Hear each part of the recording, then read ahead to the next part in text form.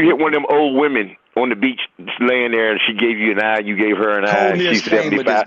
She's 75 and she pulls out that SSI check and hands it to you and you take her in the back room.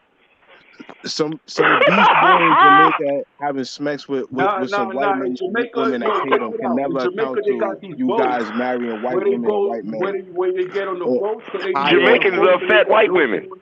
And they paddle down the river. And y'all love white women too. They love lotion and they butt and shit.